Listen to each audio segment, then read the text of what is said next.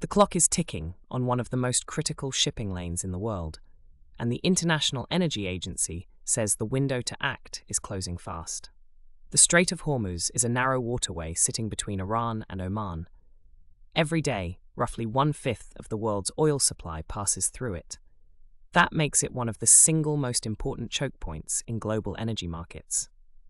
If that passage gets disrupted, even briefly, the effects would spread fast and far. The IEA, which advises wealthy nations on energy policy, has now issued a stark warning.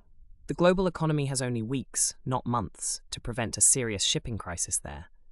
The agency has not spelled out a single cause, but the concern is clear. The risk is real, the timeline is short, and the consequences would be large.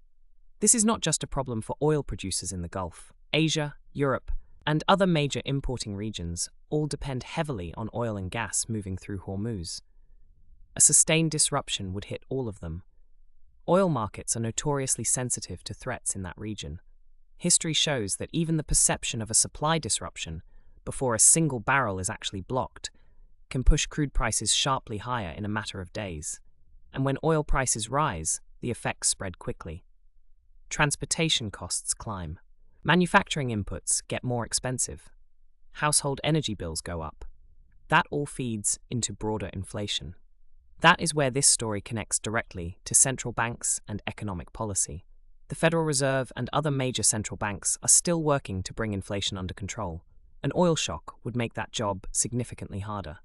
Here is the dilemma policymakers would face. Rising energy prices push inflation up, which normally calls for higher interest rates to cool the economy. But a major supply disruption also slows growth.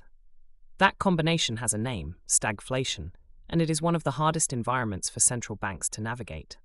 The tools used to fight inflation can make a slowdown worse. There is no clean answer.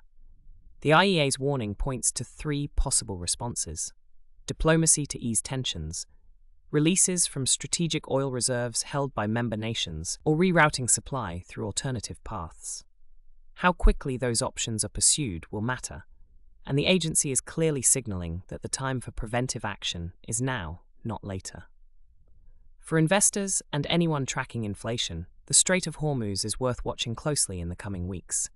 Energy price moves driven by geopolitical risk tend to be fast and sharp. Keeping an eye on Gulf shipping conditions and crude benchmarks like Brent will give early signals of whether this risk is escalating or easing.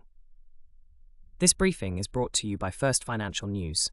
Clear daily coverage of the economy and markets at firstfinancialnews.com.